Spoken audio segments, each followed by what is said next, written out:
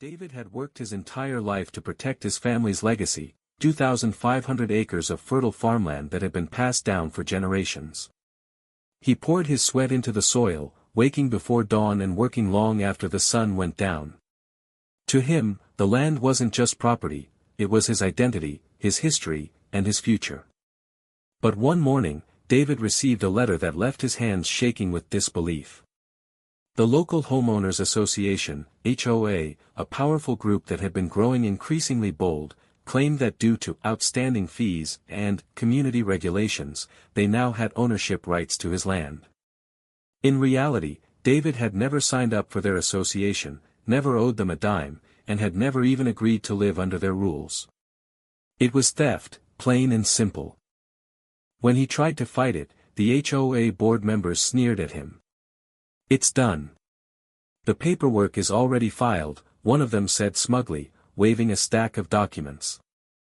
They even went as far as trying to auction off parts of his land to wealthy developers, convinced David couldn't stop them. But they had underestimated him. David wasn't about to let anyone steal what his family had built. And if the HOA wanted to play games with paperwork and sales, then he was going to show them just how dangerous it was to cross the wrong man. Because if they thought they could sell his land, David was ready to turn the tables and sell their homes. David spent sleepless nights at his kitchen table, stacks of papers spread out before him. He dug through every contract, every deed, and every document tied to his land. The HOA thought they had buried him under legal jargon, but David had something they didn't expect: determination and knowledge.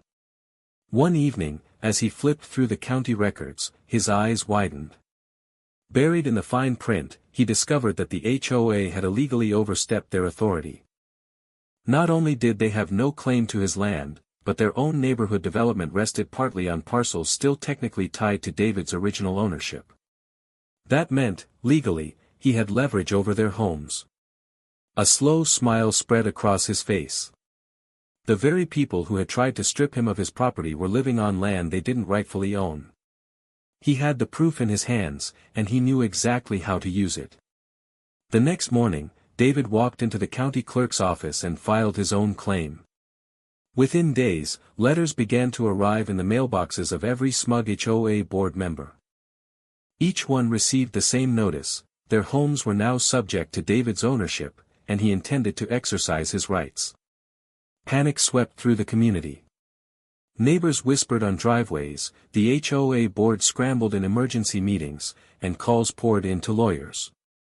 David had flipped the script, and for the first time, the HOA realized they weren't the ones in control. The HOA board members stormed over to David's farmhouse, their faces red with rage. One of them, a man named Carl, jabbed his finger in David's chest. "You can't do this. You're bluffing," he shouted. David didn't flinch. He calmly placed a thick folder on the porch railing.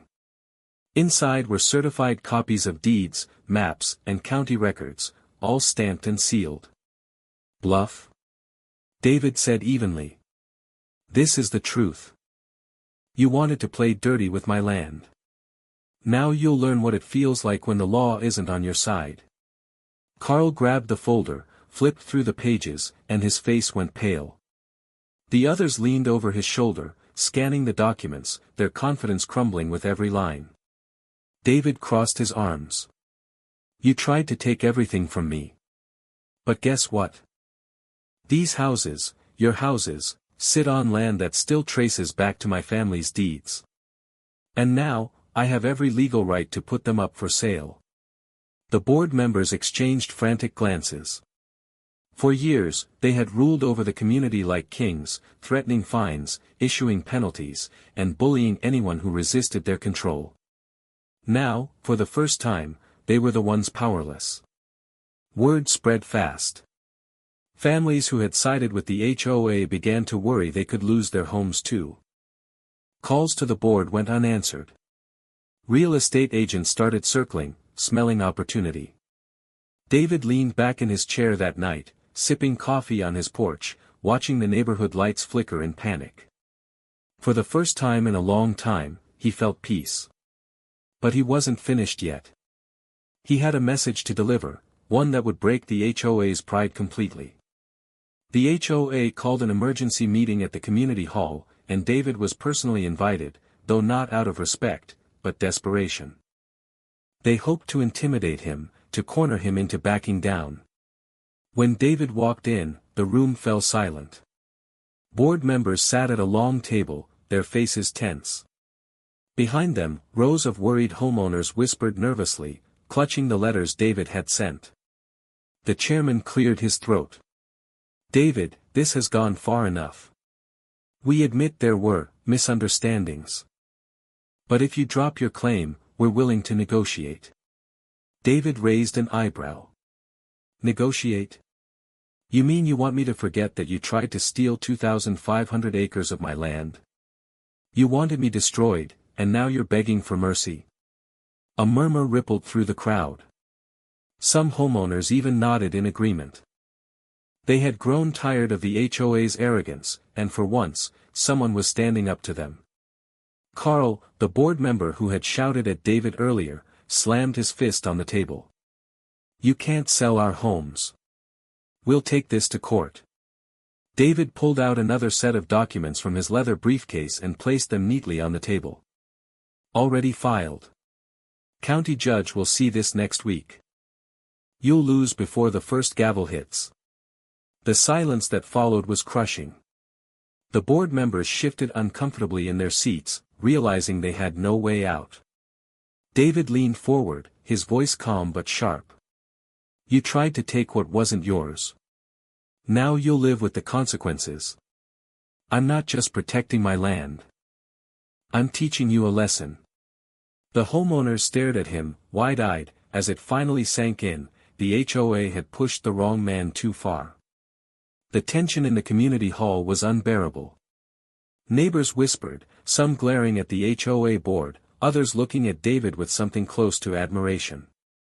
For years, everyone had lived under the thumb of this board, paying outrageous fees, getting fined for small things like lawn length or paint color, and never daring to speak out.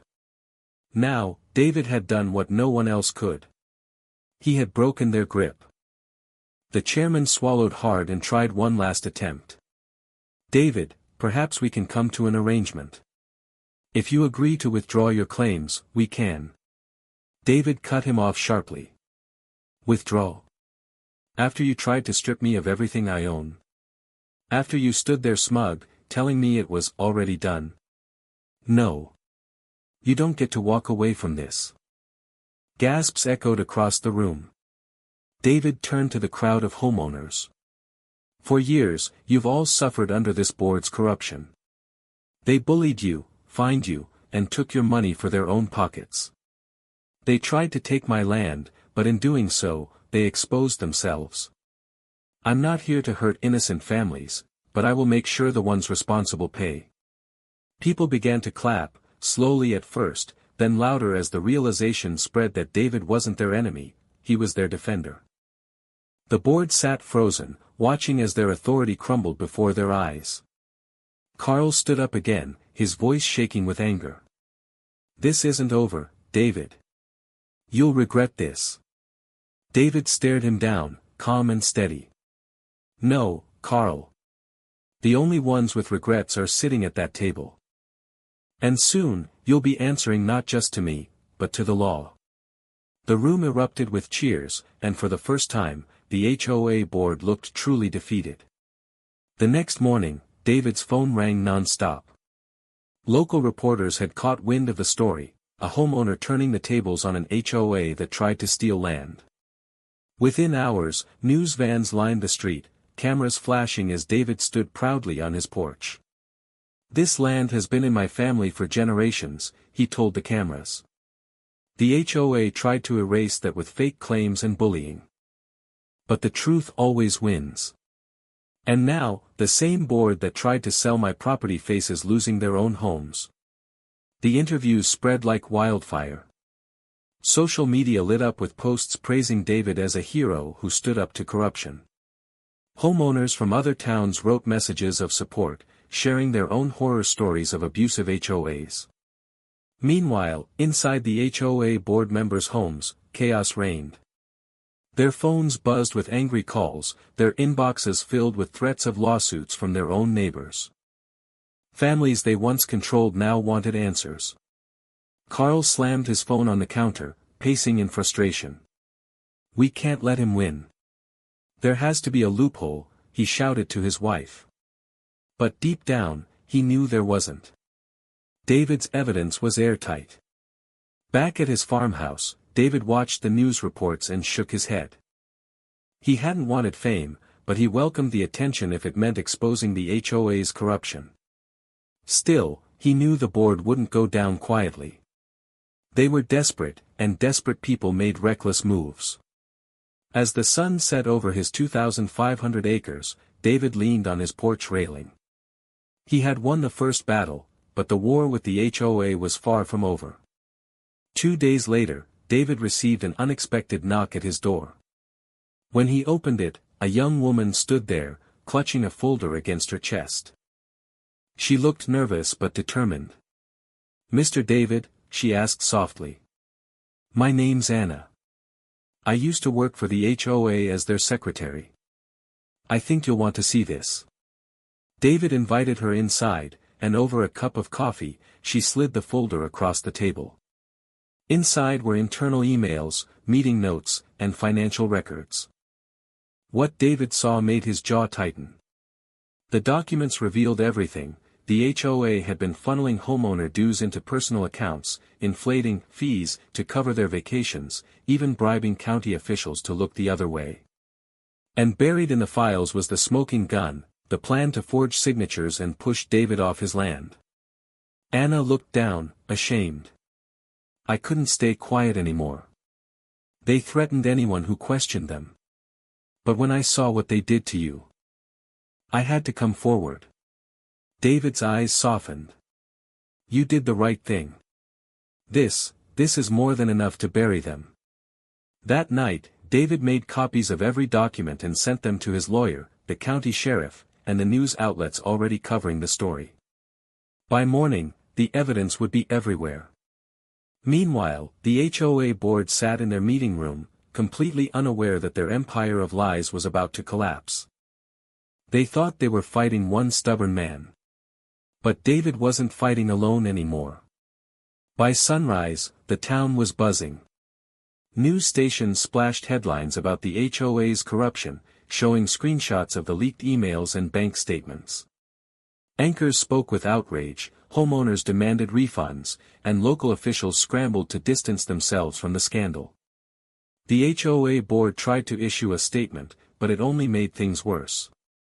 Their lawyers stood stiffly in front of cameras, insisting it was all a misunderstanding, while protesters outside the community hall held signs that read, "Give our money back," and "We don't trust you." David watched from his porch as cars lined the street, homeowners from the very neighborhood the board had controlled. One by one, they walked up to him, shaking his hand, some even hugging him. "You saved us," one man said, his voice heavy with relief. "You're the first person to ever stand up to them," a woman added, tears in her eyes. For the first time in years, the community felt free. But the HOA board wasn't done yet. Behind closed doors, Carl and the others raged at each other, pointing fingers and shouting blame. Their carefully crafted image of power had shattered, but Carl refused to surrender. "We can still fight this," he barked, slamming his fist on the table. "If we take David to court, drag this out long enough, maybe we can turn it around." But even as he spoke, sirens wailed in the distance. Moments later, sheriff's deputies marched into the meeting hall with warrants in hand. Carl's face drained of color. The war he swore he could win was already over. And David, sitting quietly on his porch, knew justice was finally coming. The arrests happened swiftly. Deputies led Carl and 2 other board members out of the community hall in handcuffs as cameras flashed from every angle.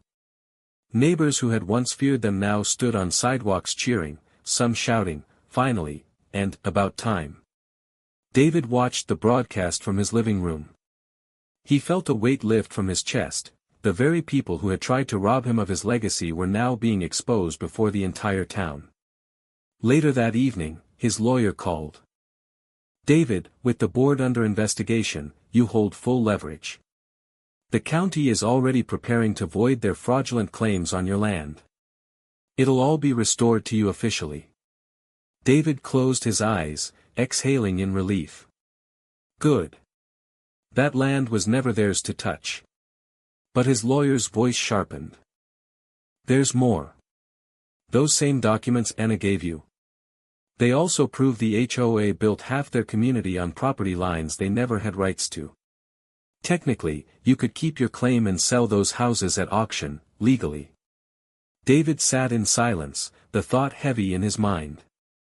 He had the power to destroy them completely, to sell every home they built, just as they once tried to do to him. And a part of him wanted to. But as he looked out his window, he saw the worried faces of families walking their dogs, kids riding bikes, neighbors who weren't guilty, only victims of the corrupt board.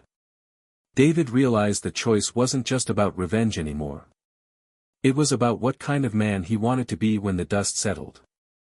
That night, David barely slept. He sat at his desk with the papers spread out before him, the power of choice weighing heavily on his shoulders. On one side, he had every legal right to sell off the homes of the very community that had allowed the HOA to flourish. On the other side, he knew most of those families were innocent, trapped under the same system that had targeted him.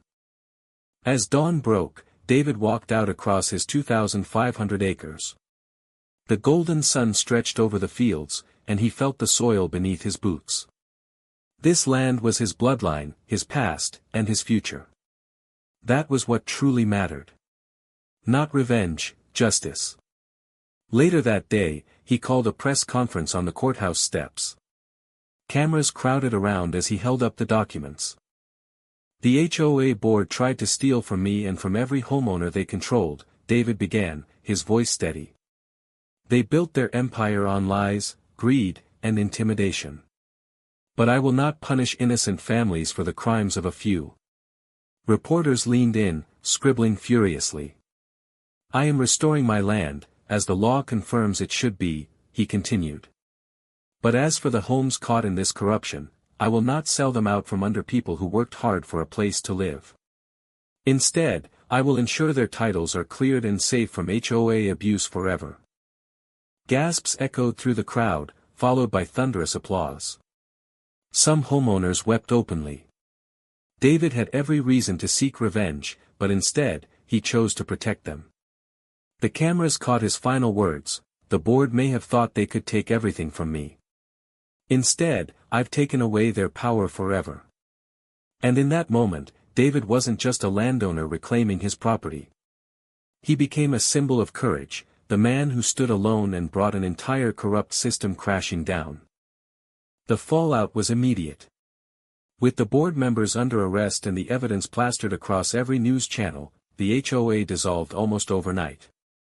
County officials announced sweeping reforms, promising stricter oversight to prevent abuses like this from happening again. Families who once felt trapped in their own neighborhood finally breathed freely. Homeowners tore down the old HOA signs at the entrances, celebrating the end of years of fear and intimidation. Children drew chalk messages on the sidewalks that read, "Thank you, David." Reporters kept hounding him for interviews, but David preferred to stay quiet, letting the truth speak for itself. He wasn't interested in fame, his only goal had been justice. Still, wherever he went, people shook his hand, calling him a hero. One evening, as he sat on his porch watching the sun dip low over his acres, Anna, the former HOA secretary, stopped by again. She smiled softly. "You know, you could have ruined everyone," she said. "Instead, you gave them a chance to rebuild. That's rare." David nodded, his gaze fixed on the horizon. "My family taught me that land means nothing without people. The board forgot that. I never will." Anna tilted her head. "What will you do now?" David chuckled. "What I've always done. Work the land. Protect what's mine. And make sure no one ever tries something like this again." For the first time in years, David felt a deep, unshakable peace. His legacy was safe. His enemies were gone. And his story had lit a fire in others to stand up against corruption, no matter how powerful it seemed. But David also knew one thing for certain: if anyone ever came for his land again, they wouldn't just be fighting a farmer. They'd be fighting a man who had already defeated an empire. Weeks later, the dust had finally settled. The corrupt HOA board members were facing trial, their assets frozen, their reputations destroyed. The town no longer whispered in fear of them; instead, their names had become cautionary tales. David's land was fully restored. County officials personally delivered the reinstated deeds to him, apologizing for the oversight that had allowed the HOA to even attempt such theft. Standing in the courthouse with the papers in his hands, David felt the weight of generations settle firmly back on his shoulders, not as a burden, but as a triumph. When he returned home, neighbors gathered at the edge of his property. Some brought food, others brought tools, and many simply came to thank him. Together, they worked to build a wooden arch at the entrance to his land. At the top, carved into the beam, were the words, "Legacy Protected." That evening, as the community shared a meal beneath the stars, David raised his glass. "This isn't just about me," he said.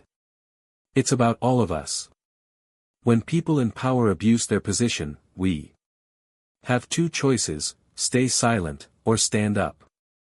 I stood up, and I'd do it again." The crowd erupted in cheers, and for the first time, David felt not only vindicated, but celebrated.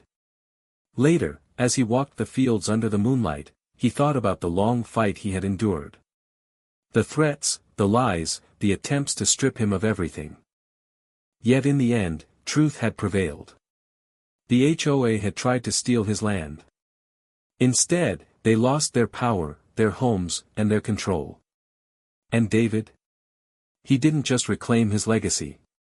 He turned the tables, and became living proof that no empire built on greed can withstand a man who refuses to bow. Months later, David's story was still being told across the state. News outlets called him the man who beat the HOA, and community groups invited him to speak at town halls about standing up to corruption. Though he always spoke humbly, people hung on every word, inspired by how one man defended his legacy and exposed an entire system of abuse. The HOA board members, once arrogant and untouchable, now faced years behind bars. Their wealth was gone, their influence erased, and their names forever stained. Families who had lived under their grip finally felt free to breathe, rebuild, and live without fear. As for David, he returned to what he loved most, the land. Every morning, he rose with the sun, working his fields, knowing each acre was secure once more. The sight of the new wooden arch at the entrance, carved with the words, "Legacy Protected," reminded him daily that his fight had not been in vain. One evening, as he sat on his porch watching the sunset paint the sky in gold and crimson, Anna joined him. She looked across the vast fields and smiled. "You changed more than just your own life, David. You changed an entire community."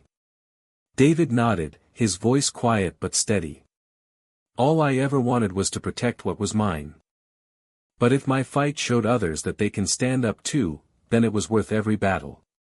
The cicadas hummed in the distance, and the air was still. David leaned back, finally at peace, knowing his family's legacy would endure for generations. The HOA had tried to steal his land, but in the end, they lost everything.